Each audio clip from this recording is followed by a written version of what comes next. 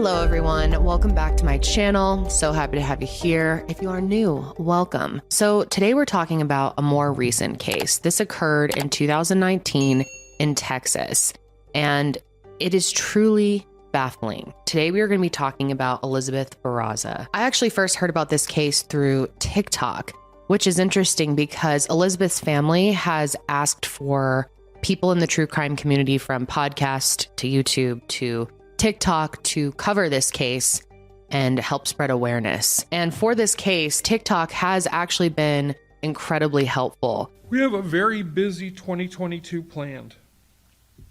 We're going to spread the call for justice to several national crime shows, the local media, and we're starting an outreach to the community of people who discuss and debate the case in various forums, podcasts, YouTube channels, and now on TikTok. This case is very frustrating. It's still unsolved, and I know their family is looking for answers desperately. So let's go ahead and get into it. Elizabeth Newly Barraza was born on June 26th, 1989, to her parents, Bob and Rosemary, and she grew up in Southeast Texas. Elizabeth mainly went by her nickname, which was Liz, and Liz was a self-proclaimed lover of all things geeky. When Liz was growing up, she just fell in love with Star Wars and Harry Potter.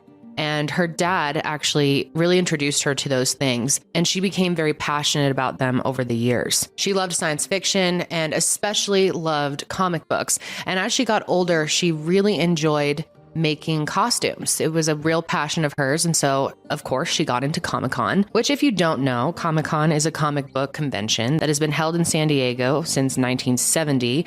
And now it's all over the country. And it's a great way for like-minded people to meet. And that's exactly what happened to Liz. She ended up meeting her future husband at a Comic-Con, and his name is Sergio Barraza. Both of them loved cosplay, and they loved Star Wars. It was a really big part of their relationship. And Liz really had the talent for costume design. It was a great outlet for, expressing her creativity. And Liz was also a very kind person who wanted to help others as much as she could. Eventually, Sergio and Liz found this group called the 501st Legion. And it's actually an international organization which is made of fans who are dedicated to creating and dressing up in lifelike replicas of stormtrooper apparel. But they do a lot more than just recreate costumes. The three pillars of 501st Legion are costuming, camaraderie, and charity. People who are part of 501st Legion contribute to their community by fundraising, volunteering, and doing charity work. 501st Legion is filled with members worldwide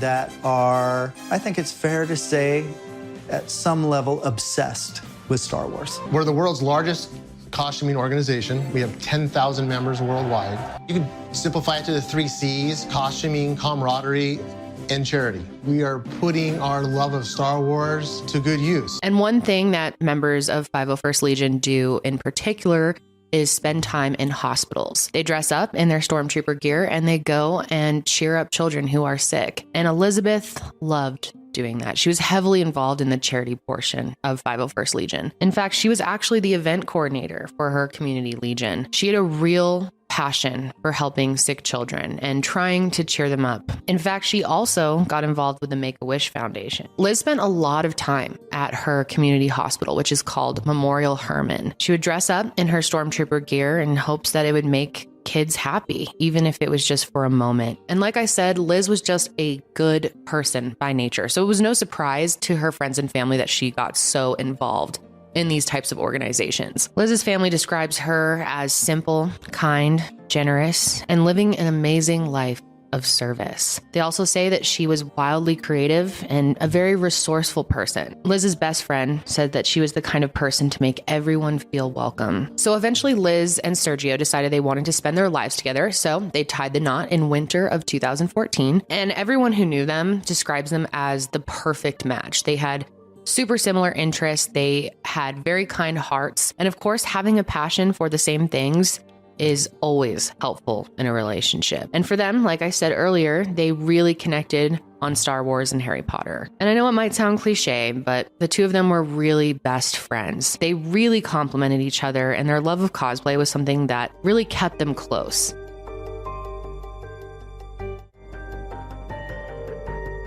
They lived a pretty simple life. They adopted a dog together at one point, and they loved this dog so much. And in 2017, they bought a home on Cedar Walk Drive in Tomball, Texas, which is a suburb right outside of Houston. It's a relatively small town. It has a population of 12,000 people. And at the time, it was considered a nice place to live, a safe place to live, and a great place to start a future family. They were very proud of their home and life was good. They both had full-time jobs. They were very busy, but they always made time for each other and time for their fan fiction hobbies. So in early 2019, Liz was working as a data reporter for a pipeline inspection company called the Rosen Group, and Sergio was working in construction. By this time, they had almost been married for 5 years, and they really wanted to celebrate that 5 years of marriage with something special. So they planned a trip to Orlando, mainly to check out Universal Studios and Harry Potter World. Harry Potter World is such a cool experience, even if you're not really that big of a Harry Potter fan. It's just really fun. And at the time, there were some new interactive exhibits, so they were very excited to see those for the first time. And they planned to leave for this trip on January 27th, 2019. And Liz was so pumped for this trip. She actually packed her suitcase days before they were even going to leave. And her suitcase was a replica of the one that Harry Potter took to Hogwarts. And she even made these custom Harry Potter shoes that she planned to wear the entire trip. And not only was she packed early and super excited for the trip, she also decided to have a garage sale so that they would have extra cash and could really just do everything they wanted to do on this trip, because Universal is expensive. I mean, all the theme parks are expensive, but just the amount of money that you have to pay for things in the park, food, drink, experiences, souvenirs, she wanted to be able to do the works and just really go all out for this 5-year anniversary trip. So like I said, she decides to have a garage sale, and garage sales were something that Liz did somewhat frequently. In the 3 years that she had already been living in Tomball, she had already had a handful of successful garage sales, and she knew how to advertise for them. She would post them on Facebook and put up posters in her town to get the word out and draw a big crowd. And there was quite a bit of planning that she would put into these events. But this time was a little different because she didn't have as much of that pre-planning time. She decided to have this garage sale the night before she was going to do it. She decided on January 24th that she was going to have a garage sale the next morning. The garage sale would be on Friday, January 25th. And some reports say that she already had the day off of work. Some reports say that she called in sick that morning because she decided to have the garage sale last minute. I'm not really sure. But either way, she didn't have work that day. And on the 25th, her and Sergio got up early. He had work that day. And it's important to note that because this was so last minute, none of her friends and family actually knew about this garage sale. And one of the things that she actually decided to sell was a stormtrooper helmet, which she had been hoping to get good money for. So at 6:48 a.m., Sergio had to leave for work, and he kisses Liz goodbye and says, "I love you." As soon as he left, she heads out to the driveway and starts setting up the garage sale. But only 5 minutes after Sergio left, something terrible happened. At 6:52 a.m., a neighbor's surveillance camera picks up footage of Liz standing at the top of her driveway. Just seconds later, a dark truck drives up their street, and it's caught on this surveillance footage, and Liz is just continuing to set up. It was still pretty dark out, so they had their lights on, and then just seconds after they drive up, someone actually exits the truck. This person then walks up the driveway, and just feet in front of Liz, they stop, and Liz takes a cautionary step back as this person pulls out a gun. They end up talking for about 8 seconds. No one knows exactly what is said. We will get to that in a second. But then this person shoots Liz at 6:53 a.m. 4 times, 3 times in the chest and 1 time in the head. Then this person sprints back to their car and leaves the scene. But then just 2 minutes later, the same surveillance camera catches this person driving back around to Liz's house and taking a look at the scene, and then they just drive off. So one of their neighbors, Candy Ellis, hears all 4 gunshots and immediately calls 911. It was 3 gunshots real fast, one after the other. Then I'll wait a couple seconds, and then it was another gunshot. EMS rushes out to the scene, and by the time paramedics get there, Liz is actually still alive, but she's in terrible condition. I mean, the fact that she was even still alive at that point is shocking. And then she was taken to Memorial Hermann Hospital, the hospital that she had visited so many times to cheer up sick children. But now she was there for emergency surgery. A second neighbor also heard the gunshots, and her name is Cynthia Greist. She calls up Sergio and tells him that his wife has been shot. So Sergio, of course, rushes right to the hospital, just hoping that Liz will pull through. And she was in really bad condition when she arrived. So the chances of her surviving were extremely slim. And unfortunately, Liz's injuries were just too severe, and she passed away with her husband by her side at just 29 years old. Sergio says that he told her he loved her and he would never forget her. But Liz, being the person that she was, continued to give even after she passed. She was an organ donor, and she was able to help 4 strangers with the donation of her heart, her liver, her kidneys, and her corneas. All of Liz's family and friends were totally shocked and extremely confused. I'm called my son on the phone and I asked what happened with Liz or with you. He just told me something happened in my house, so I have to go back and see what's going on. So Harris County Police began their investigation into Liz's murder immediately. After they got a hold of all that surveillance footage, investigators described this shooter as someone wearing what appeared to be tall white boots, a long white dress, bathrobe, or maybe a costume, and either had long hair or had been wearing some type of wig. And by the way that this person walked, Harris County investigators initially believed that this person was female. And height was a big factor in that. Liz was only 5'2", and in the surveillance footage, the shooter was not significantly taller than she was, even with the boots on. This is not to say, of course, that male killers can't be short, but the height, coupled with what they were wearing and the long hair, did make police think that they were looking for a woman. At the scene, there were actually no shell casings, so that leaves investigators to believe that this person used a revolver. And based on the footage, they believe that the car was a 2013 or newer Nissan Frontier Pro 4X Crew Cab. And they've also noted that the truck had a Pro 4X sticker on the rear side. Of course, right away, they blocked off the scene, and they began canvassing the neighborhood and asking neighbors what they knew or if they saw anything. But everyone in the neighborhood pretty much said the same thing, that they were absolutely shocked that anyone would do this to Liz, and they had no idea who could have possibly done this. I mean, to her neighbor's knowledge, she was a very low-key person. She was very friendly. She wasn't involved in anything bad or dangerous. There's not one person that has any bad thing to say about Liz. Nothing.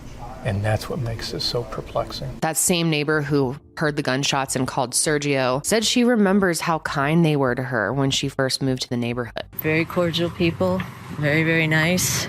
Said hi all the time, one of those wave kind of things. Kind of shocked. And when it came to this mystery Nissan, all of the neighbors said that they hadn't seen that truck around. And no one in the neighborhood had that truck. And no one could really make sense of this. And at first, most people, including Sergio, believed that this was some type of robbery gone wrong. Because she was having this garage sale, Sergio thought that, maybe someone pulled up and they wanted something of theirs and there was an argument. And when Liz said no, this person shot her. But investigators explained that this was unlikely because nothing was actually stolen. Liz even had a cash box set up for, people who had higher bills that needed to be broken down. And she had $100 in there, and even that was still there. Plus, they ended up finding surveillance footage that showed the Nissan driving through the neighborhood right past the Barraza home just one day before the shooting. It was clear that whoever shot Liz had been planning this. They were canvassing the area not long before they returned to kill her. And because of the fact that this person drove back around and checked out the scene, making sure that Elizabeth was down, it seemed that this was a planned hit. They also said that because she was shot in the head, it seemed very personal and like they just wanted to get this job done. And even though there was footage of the attack, this investigation was very difficult given that there was no DNA left at the scene and the fact that no license plate was actually picked up by the camera. And of course, Sergio was questioned by the police because statistically, people's partners are often involved in their murders. And if he were involved, investigators believed he would have had to be working with someone else because obviously he was not the person seen on surveillance cameras. But they have found no reason to believe that he had anything to do with the murder of his wife. And he was very cooperative from the beginning. Right away, he handed over his cell phone and Liz's cell phone so that they could go through everything and see if maybe there was something going on in the marriage that they didn't know about. Maybe things were rocky, but they absolutely weren't. They weren't experiencing any marital problems, any financial problems. They weren't fighting. Their relationship was happy and healthy. And there was no evidence of either person having an affair or doing anything remotely shady. Of course, they're going to continue to look into Liz's life. Who is she friends with? Who is she spending time with? What is she doing? And none of that brought up anything. No one could explain why someone would want Liz Barraza dead. I think that's the hardest part.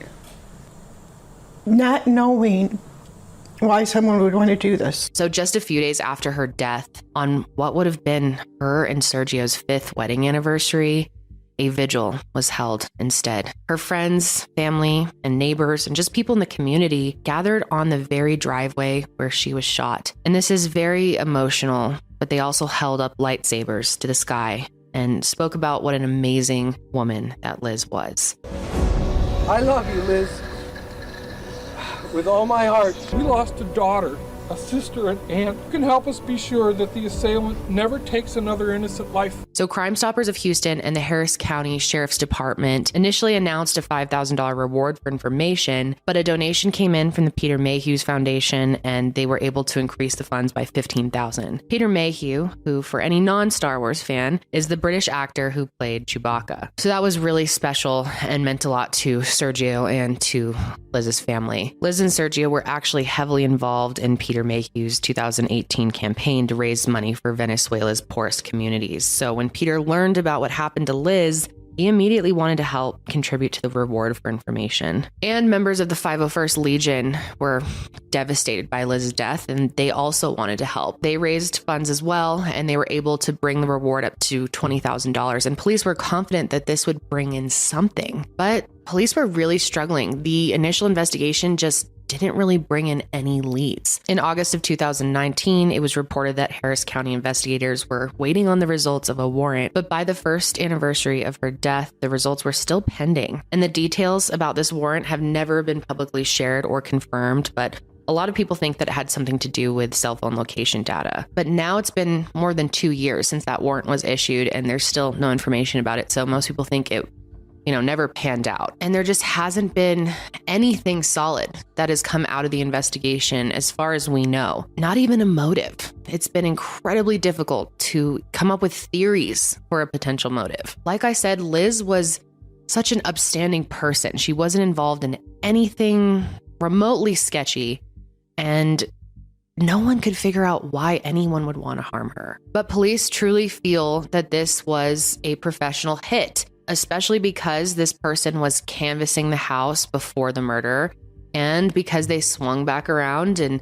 potentially could have taken a picture to prove that the job was done. So around the 1-year anniversary of her passing, Sergio held a second memorial to honor Liz. Her friends and family gathered to paint rocks with messages to Liz, and it was very clear that she was incredibly loved by those who attended. So that brings us to January 21st, 2021. Police actually released a second set of surveillance footage for the public to see. This footage actually comes from the Barraza's Ring doorbell camera, and even though it doesn't show another angle of the shooter, it does pick up footage of the car going by, and it has some potentially useful audio, which I mentioned earlier. So let's talk about it. First of all, you can see that the Nissan truck passes their home like we saw in the original footage, but this audio that's picked up is incredibly muffled and very difficult to hear. Now, I am going to link this below because I think it could be incredibly disturbing to some to actually hear it. You can hear the gunshots, you can hear Liz, and it's scary. But I know it's very important for people to have access to it, so it is linked below. if you want to check it out. So of course, people on the internet and the police have theorized about what is being said in the audio. And the only thing that has been confirmed is that when the shooter approaches Liz, we hear Liz say, "Good morning." Now, it may not be much, but this "good morning" does kind of tell us a lot. By the tone of her voice, most people believe that this person was a stranger to Liz. It didn't sound like she was saying hello to an acquaintance, a neighbor, or a close friend. It sounded like she was saying hi to someone she did not know. If it was someone she knew, she probably would have said like, "Oh, hey," or "What's up?" Something a little more friendly. But this is the type of, good morning that you would say to someone you don't know who's walking by, or someone who's approaching your garage sale, for example. So, of course, there are a lot of videos speculating about what else could be said in the audio. And of course, it's very difficult to have your own opinion if someone tells you what they think is being said first. So I'm going to play the audio clip up until the point where the gun goes off. I don't want to include that. Like I said, the full version will be linked below, but this initial part I did want to include. So I'm going to play it. I'm going to play it twice. And I want you to think about what you hear. If you hear anything, it's possible you won't be able to make anything out of it. The audio is going to be a little different depending on what device you are listening on, but I want to give you a warning. If you're wearing headphones, it might be a little abrasive.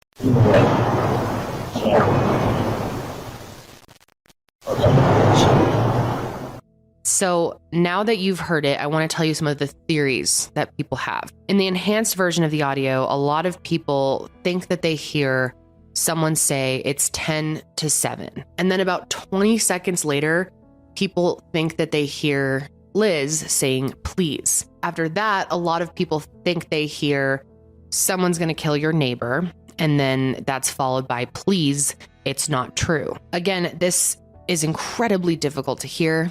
Those are only guesses. So if you don't hear anything, you're not the only one. But what's interesting about this audio footage is many people actually believe that the person who shot Liz was a male, even though the police initially said they believed that the person was a female, which has made investigators kind of go back to the drawing board when it comes to the gender of this person. They don't know if the person was male or female, and they believe that this person could have been wearing a disguise to look female. But the main thing that everyone is really taken from the audio is the "good morning." It sounds like she is talking to someone that she doesn't know. But I will say, and this is not coming from police, but a lot of people believe that it could have been someone from her inner circle, maybe someone in the cosplay world, because of the costume. And another reason that people believe this is because the time that she was shot was right around the time that she was out the door for work. So someone could have easily known her schedule, even if they didn't know that she was having a garage sale that day. So could it have been a friend, a coworker, someone who knew what time Liz normally left in the morning? Plus they left, just minutes, 4 minutes after Sergio left the house. So it's possible they knew his schedule as well. How did they know that she would be standing on that driveway alone at 6:50 in the morning on Friday January 25th. That to me is like, really, I think that might be the key. Some people believe that it was someone from the 501st Legion. And that is kind of backed up because of the outfit that they were wearing. A lot of people think that it was similar to a Princess Leia costume. I mean, the long white robe or dress, whatever it was, feels kind of odd to be a coincidence, you know? How often do you see someone dressed like that? And even Princess Leia's weapon looks similar to a revolver. In the surveillance video, it does appear that this person had long hair. But if they were wearing a costume, it's not a stretch to assume that this person may have also been wearing a wig. But what makes this theory really difficult is you would think that if Liz had some type of, ongoing feud with someone or someone didn't like her, that there would be some evidence of this. That someone in 501st Legion would be like, hey, she didn't get along with this person. Or maybe there would be text messages or emails or something that would back this theory up. But as far as we know, there's nothing like that. It has also been speculated that maybe Liz knew too much about something. Maybe she saw something, possibly at work. But again, there is no evidence for this. Lastly, of course, a lot of people suspect that there was some type of affair going on. And like I said earlier, there is no evidence for this. But of course, people speculate.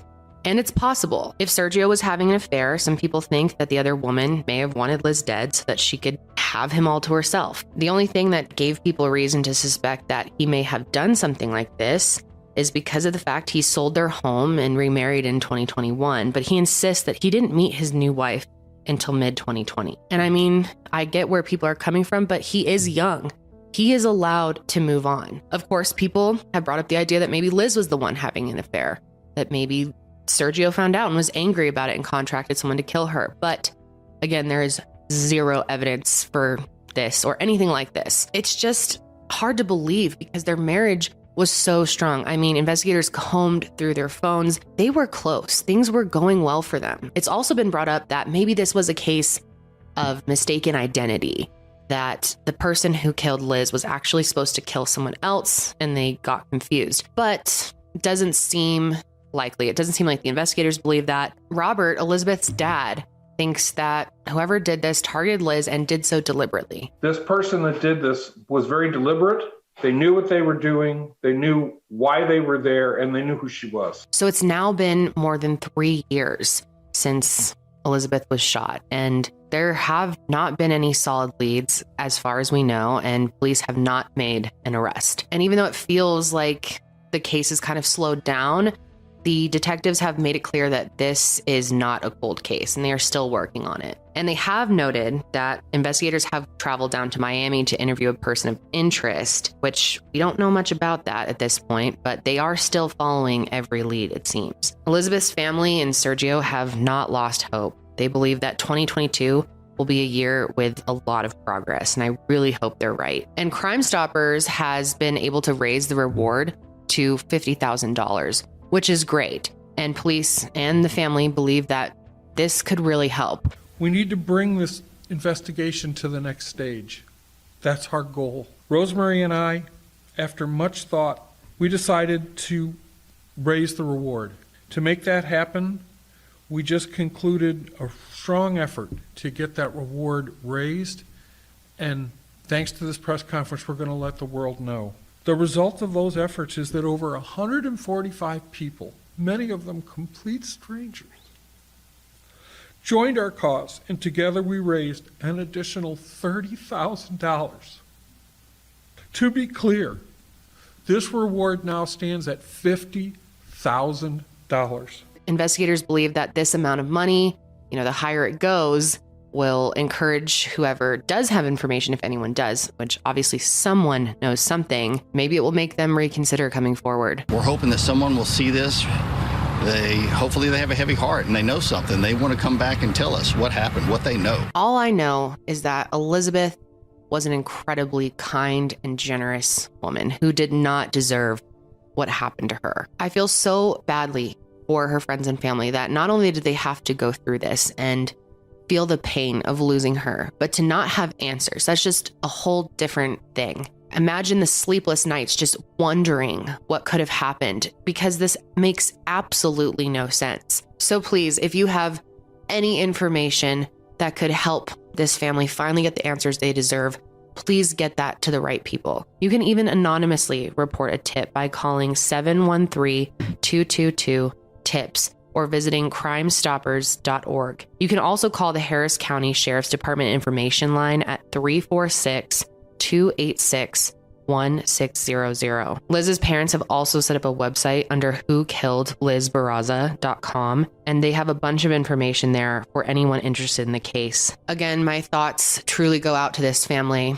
I can't imagine being in that position. It's just horrible to think about. I definitely want to know what you guys think, but please be cautious when theorizing. You never want to make up something about someone. You don't want your theories and ideas to turn into something salacious that could be potentially hurtful to this family who's already been through so much. But talking about it and theorizing is important and can be helpful. So, leave a comment. Let me know your thoughts. I definitely want to hear if you have any ideas.